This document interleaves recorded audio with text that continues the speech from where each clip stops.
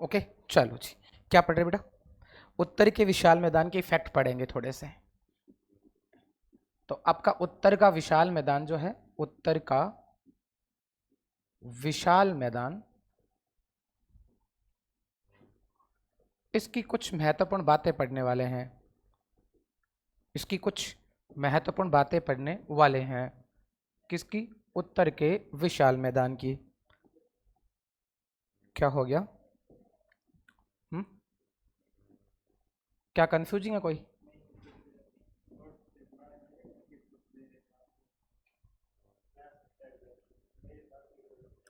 चलो जी बेटा, उत्तर के विशाल मैदान की बात कर रहे थे।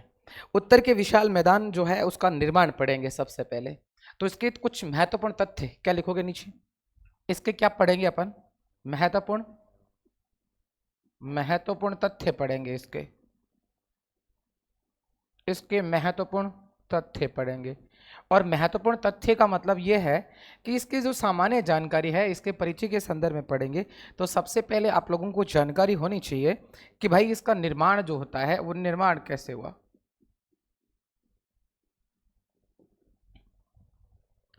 निर्माण के संदर्भ में पढ़े तो उत्तर के विशाल मैदान का निर्माण नदियों के द्वारा, विभिन्न नदियों के द्वारा लाए गए अवसादों के निक्षेप से हुआ।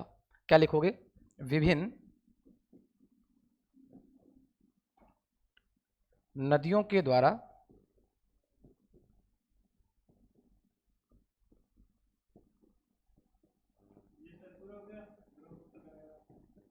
हाँ, बस इसके लास्ट ये फैक्ट ही पढ़ रहे हैं। बहाकर, हाँ, लाए गए अवसादों से, उतार लीजिएगा, लाए गए अवसादों से।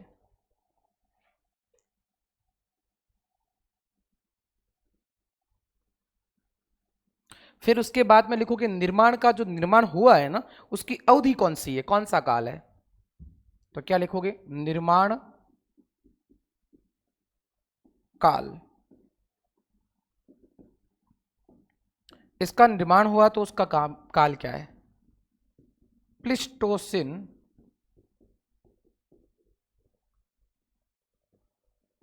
काल में।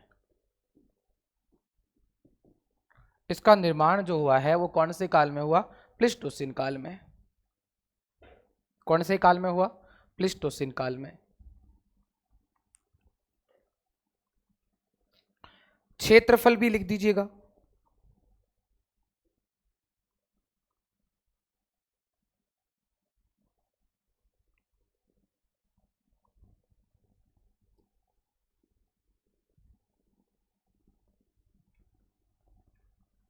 क्षेत्रफल लिखिएगा। क्षेत्रफल लिखेंगे तो कितना लिखेंगे? 7 लाख वर्ग किलोमीटर। यदि हम क्षेत्रफल के संदर्भ में पढ़ें, यदि हम इनके क्षेत्रफल के संदर्भ में पढ़ें तो आपको क्षेत्रफल इसका लिखना है 7 लाख वर्ग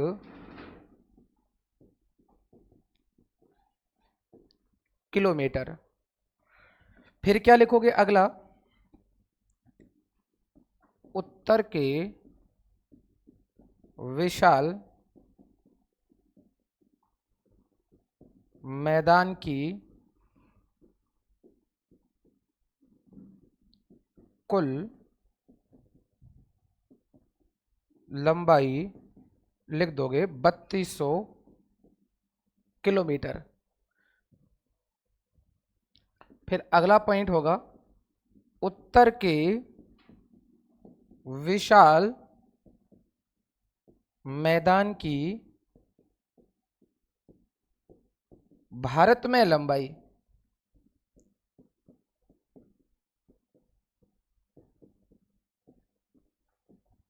तो क्या लिखेंगे?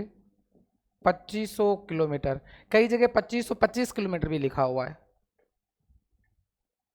और कई जगह 2400 किलोमीटर भी लिखा हुआ है। तो आप ये भी थोड़ा ध्यान रखना, अप्रॉक्सली डेटा है, कोई दिक्कत नहीं है। कई जगह 2400 किलोमीटर भी लिखा हुआ है। तो अपन ऐसा भी लिख सकते हैं 2400 या 2500 किलोमीटर भी लिख सकते हैं।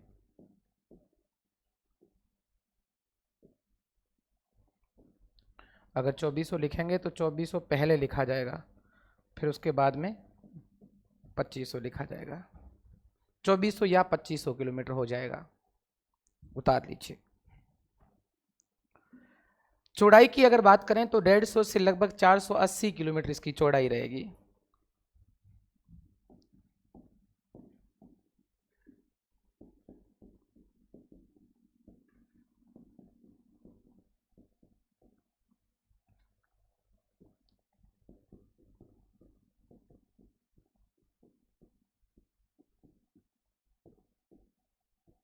एवरेज में इतना चौड़ा है ये।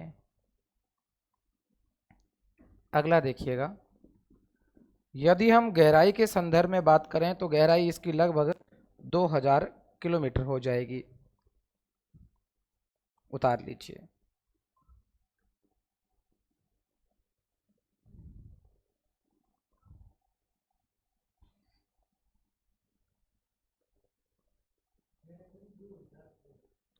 दो हजार मीटर लिखना है, किलोमीटर नहीं। हाँ, ये भूल से लिखा है, 2000 मीटर लिखना है। फिर उसके बाद लिखना है बेटा, औसत ऊंचाई अगर कहें तो लगभग 150 ऊंचाई 150 मीटर लिखना है। ऊंचाई 150 मीटर लिखना है।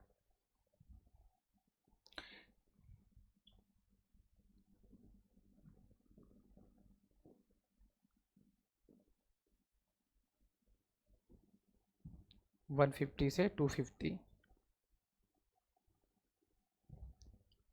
मेन चीज अभी आ रही है, वो है उत्तर का विशाल मैदान भारत का सबसे नवीनतम भौतिक प्रदेश है। क्या लिखना है? ध्यान से सुना मेरी बात को, इसको अच्छे से आप लोगों को लिखना है। क्या कि उत्तर का विशाल मैदान जो है वो भारत का क्या है? नवीनतम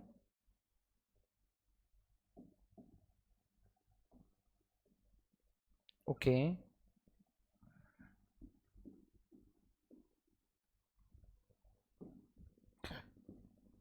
उत्तर का विशाल मैदान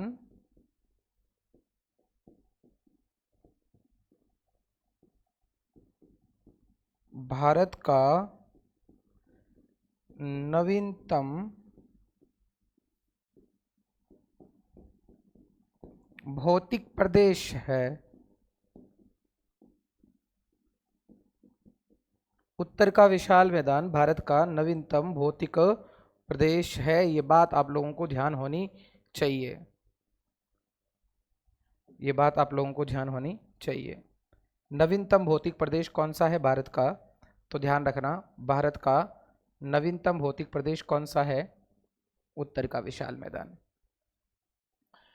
और दूसरा एक फैक्ट और है, भारत का सबसे बड़ा जलोढ़ मैदान भी है। तो क्या लिखोगे? अगला, यह भारत का सबसे बड़ा जलोढ़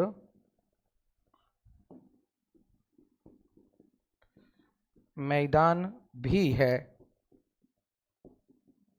भारत का सबसे बड़ा जलोढ़ मैदान भी है, ये बात आप लोगों को ध्यान रखनी है। ठीक है, ये दो तीन फैक्ट है जो आपको ध्यान रखना है, एग्जाम में पूछा जाता है। भारत का नवीनतम भौतिक प्रदेश कौन सा है? तो उत्तर का विशाल मैदान है। और भारत के साथ साथ में ये विश्व का भी सबसे बड़ा जलोढ़ मैदान है, ये भी ध्यान रखना इस बात का। तो विश्व का होगा तो भारत तो वैसे ही होना है, सीधी बात है। क्या लिखोगे? अगला लाइन, अगली इसकी डिटेल क्या डालेंगे? यह विश्व का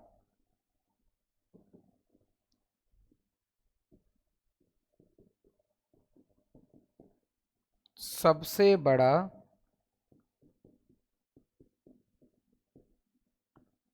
जलोढ़ मैदान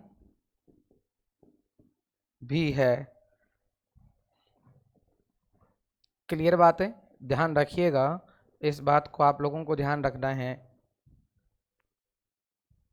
उतार लीजिए, 3 फैक्ट तो आपको महत्वपूर्ण ध्यान रखने हैं। कौन कौन से हैं?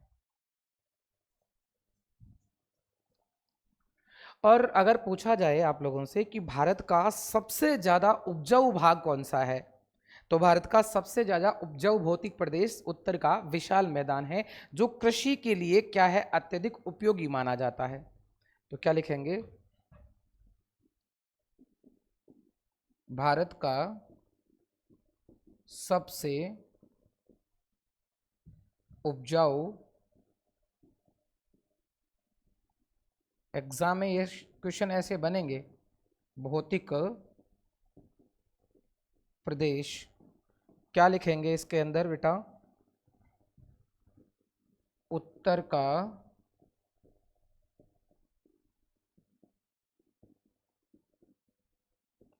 विशाल मैदान।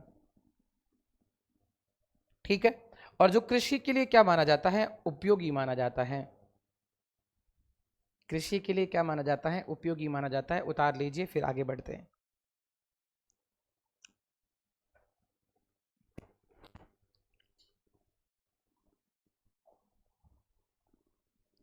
और क्या चीजें हैं इसमें, थोड़ा ध्यान दीजिएगा। मैं अभी विशेषता लिखवाने वाला हूं इसकी। 1-2 विशेषता तो मैंने इसमें 3 में डाल दी आपको। अगर मैं इसको विशेषता के रूप में अगर लिखूं तो भी कोई अतिशयोक्ति नहीं है, इसको हम विशेषता के रूप में भी लिख सकते हैं। ये इसकी विशेषताएं ही बता रहा हूं, आपको ध्यान रखना है। ये इसकी विशेषता ही है, इंपॉर्टेंस है इसकी। क्या है? पहली इंपॉर्टेंस मैंने आपको बताई कि भारत का नवीनतम भौतिक प्रदेश है। दूसरी इंपॉर्टेंस, भारत का सबसे बड़ा जलोढ़ मैदान है। तीसरी, विश्व का सबसे बड़ा जलोढ़ मैदान है। चौथी, ये भारत का सबसे उपजाऊ भौतिक प्रदेश है। क्लियर बात है। और उसके बाद में कृषि के लिए सर्वाधिक उपयोगी भूभाग कौन सा? यही है। अब मेरी बात को ध्यान से सुनिएगा, भारत में सर्वाधिक जन घनत्व यहीं पाया जाता है। जन घनत्व का मतलब समझते हैं आप लोग? क्या नहीं समझते? डेंसिटी पाई जाती। पॉपुलेशन डेंसिटी का मतलब होता है प्रति वर्ग किलोमीटर में रहने वाले लोगों की संख्या ज्यादा है यहां पे। जैसे जैसलमेर में प्रति वर्ग किलोमीटर में रहने वाले लोगों की संख्या कम है, 17 ही है। कितनी है? 17 ही है। लेकिन ऐसे ऐसे भौतिक प्रदेश है जहां पर रहने वाले लोगों की संख्या 1000 से प्लस है। 1 किलोमीटर में 1000 से ज्यादा लोग रहते हैं प्रति वर्ग किलोमीटर में, एवरेज। ऐसा नहीं कि 1 किलोमीटर में 1000 है तो अगले में है ही नहीं, फिर अगले में ना, एवरेज निकाला हमने। तो मतलब अगर कहें कि एवरेज यदि निकाला जाता है भारत का, तो प्रति वर्ग किलोमीटर में रहने वाले लोगों की संख्या सर्वाधिक कहां है? यहां है। क्या कारण हो सकता है? उपजाऊ जमीन है, प्लेन है, खेती होती है, नदियां बहती है, खूब सारे संसाधन मिलते हैं। आपको 2 जमीनें दे दी जाएं, एक तो वो जमीन जो धोरे वाली हो, एक जमीन जो समतल हो, कौन सी लेना पसंद करेंगे? समतल वाली। समतल भूभाग तो है ये, और समतल है तो लोग अक्सर ज्यादा रहना पसंद करेंगे, और लोग ज्यादा रहना पसंद करेंगे तो लोगों की संख्या बढ़ जाएगी, और लोगों की संख्या बढ़ी तो प्रति वर्ग किलोमीटर में रहने वाले लोगों की संख्या बढ़ गई, और वो संख्या बढ़ गई, इसका मतलब जनघनत्व तो भी क्या हो गया? सर्वाधिक हो गया। क्लियर बात है। देखो मेरी बात सुनिएगा, और क्या बात है, एक तो जनघनत्व तो सर्वाधिक पाया जाता है, ये बात आप लोगों को ध्यान रखनी है। सर्वाधिक जनसंख्या कहां बसती है पता आपको? उत्तर के विशाल मैदान का सर्वाधिक अगर कहा जाता है तो उसका विस्तार उत्तर प्रदेश में है। Yes and no? Yes, Uttar Pradesh में है। भारत के कौन से राज्य में है? उत्तर प्रदेश में। अब मुझे बताइए सर्वाधिक जनसंख्या वाला राज्य कौन सा है? उत्तर प्रदेश ही है। फिर बात करते हैं घनत्व की। घनत्व की बात करें तो पश्चिमी बंगाल और बिहार ऐसे भौतिक 2 राज्य हैं जहां जनसंख्या घनत्व ज्यादा है। भारत का जनसंख्या घनत्व ज्यादा कहां है पता है? कौन से राज्यों में? बिहार और बंगाल में। बिहार और बंगाल में। जबकि जनघनत्व कम कहां है भारत में? अरुणाचल प्रदेश और मिजोरम में। पर्वतीय प्रदेश है, पर्वतों में रहना पसंद नहीं करते। जनजातियां कितनी होगी? गिने चुने लोग होंगे। तो अरुणाचल प्रदेश में और मिजोरम में जनघनत्व कम है। क्यों? क्योंकि वो पर्वतीय प्रदेश है। जनसंख्या को भौतिक प्रदेश प्रभावित करते हैं। मरुस्थल होगा तो जनसंख्या कम होगी, पहाड़ पर्वत होगा तो जनसंख्या कम होगी, जबकि मैदानों में जनसंख्या ज्यादा रहती है। क्लियर बात है। और हम पढ़ क्या रहे हैं, मैदानी तो पढ़ रहे हैं। तो बेटा ध्यान से सुनिएगा, जनघनत्व तो ज्यादा पाया जाता है। क्लियर बात है, कोई दिक्कत नहीं है। अगली बता रहा हूं, जैव विविधता भी ज्यादा पाई जाती है। क्यों भाई? क्योंकि मैदान है, खूब सारे पेड़ पौधे होंगे, खूब सारे पेड़ पौधे होंगे तो खूब सारे क्या होंगे, जीव जंतु होंगे। तो सर्वाधिक जैव विविधता भी कहां पाई जाती है, यहां पाई जाती है। सर्वाधिक पशुधन भी यहां पाया जाता है। मानव धन, जनघनत्व है कि नहीं, पशुधन। क्लियर बात है। सर्वाधिक उद्योग भी यहीं पाए जाते हैं। बोलो, क्योंकि उद्योगों का संचालन करने के लिए हमको किसकी जरूरत पड़ेगी, जल की। मेन भूमिका है जल की तो। और जल इतना कहां से प्राप्त होगा, नदियों से। इसलिए मैं आपको और बता रहा हूं, आपको सर ने कल बताया होगा, जब कल आप टॉपिक पढ़े थे सिंधु घाटी सभ्यता, पढ़ रहे थे कल सिंधु घाटी सभ्यता में, सर ने आपको बताया कि सिंधु घाटी सभ्यता के किनारे सबसे पहले मानव की बस्तियां बसी थी। क्यों भाई? क्योंकि ये जो नदियों की जो घाटियां हैं, ये सभ्यताओं का पालना कहलाती है। सभ्यता इसी के अंदर ही पलती है। और सभ्यता वहां पलेगी जहां नदियां होगी, क्योंकि उपजाऊ भूभाग है। क्लियर बात है। तो मैंने क्या कहा, सबसे पहले जनघनत्व तो ज्यादा पाया जाता है। क्लियर बात है। फिर मैंने क्या कहा दूसरे नंबर का, बताइए मुझे। मैंने दूसरे नंबर का आपको कहा पशु घनत्व तो ज्यादा पाया जाता है। तीसरे नंबर का मैंने आपको बोला कि उद्योग ज्यादा पाए जाते हैं। चौथे नंबर का और बता रहा हूं, परिवहन व संचार की व्यवस्था भी सर्वाधिक यहीं पाई जाती है। क्यों? जनसंख्या ज्यादा तो परिवहन भी ज्यादा पाया जाएगा। क्लियर बात है। जैव विविधता ज्यादा पाई जाती है। ये 5 फैक्ट आपको और याद करने हैं कि ज्यादा वाले में क्या है। चलिए यस लिखिए।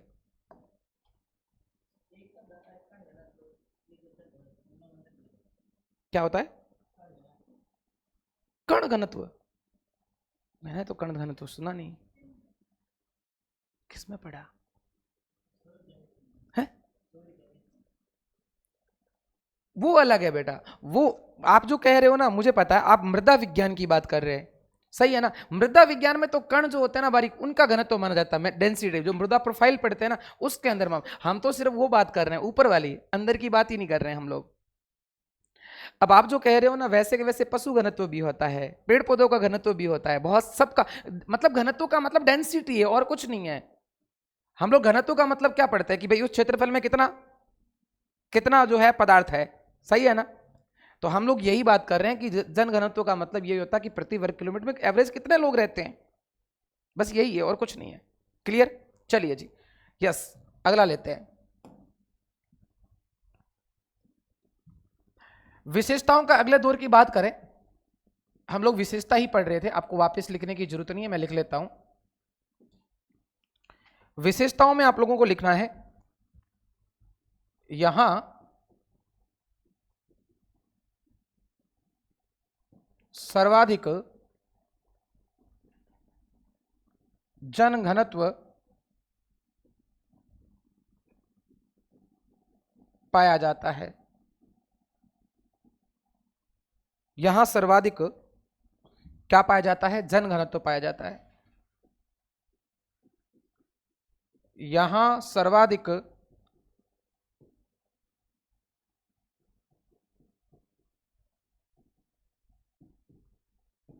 जैव विविधता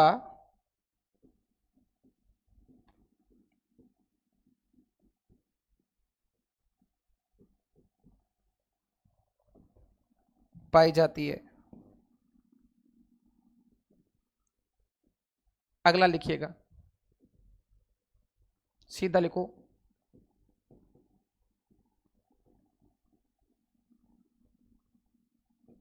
पशु घनत्व भी क्या होगा,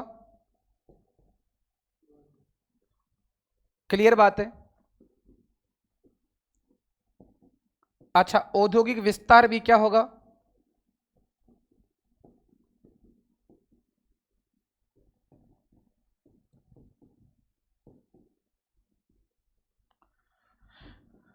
अगला लिखेंगे परिवहन एवं संचार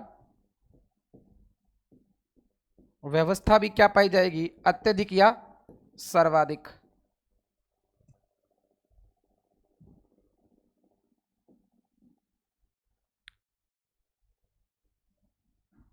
क्लियर बात है बेटा, ये बातें आप लोगों को ध्यान रखनी है।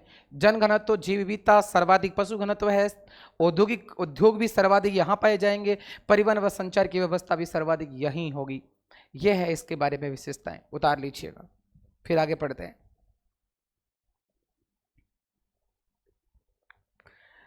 अब हमें ध्यान रखना है कि उत्तर का विशाल मैदान जो है वो अरावली के किस तरफ पाया जाता है। तो उत्तर का विशाल मैदान जो है वो अरावली के उत्तर के विशाल मैदान का एक भाग हमने करवाया था राजस्थान का मैदान, और राजस्थान का मैदान अरावली के पश्चिम में पाया जाता है। ये एक फैक्ट लिख दीजिएगा। क्या लिखोगे?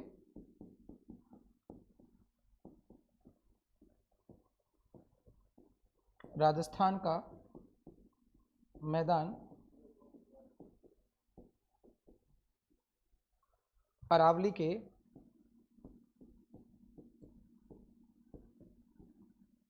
पश्चिमी भाग में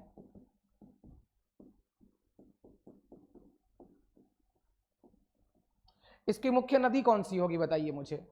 गंगा और ब्रह्मपुत्र नदियां होगी।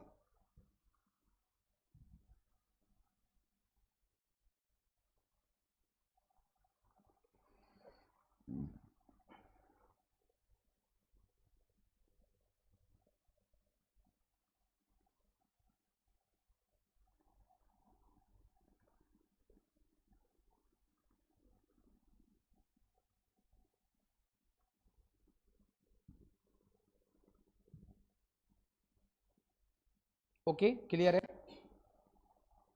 और अंतिम लाइन लिख के उत्तर का विशाल मैदान कंप्लीट करते हैं, और वो है उत्तर के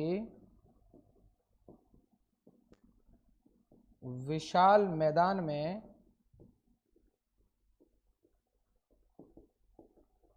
सर्वाधिक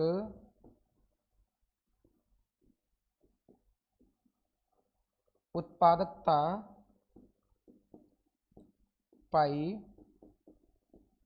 जाती है। क्योंकि नदियां क्या करती है, नवीन मिट्टी लाती रहती है, और नदियों के द्वारा लाई गई नवीन मिट्टी से क्या होता है, जीवाश्मों का निक्षेपण होता है, और जीवाश्म जब निक्षेपित होते हैं तो ह्यूमस में बदल जाते हैं। क्योंकि ह्यूमस क्या है, जीव जंतुओं का सड़ा गला अंश होता है, और जब जीव जंतुओं का सड़ा गला अंश जो अपघटन हो जाएगा तो एक बड़ी अच्छी सी खाद तैयार हो जाएगी, और वो खूब क्या होगी, उपजाऊ होगी। क्लियर बात है? ओके बेटा, तो ये हमारा टॉपिक कंप्लीट हो चुका है। अब पढ़ेंगे अगला टॉपिक कौन सा होगा। अगला टॉपिक हमारा रहेगा प्रायद्वीपीय पठार। क्लियर बात है? चलो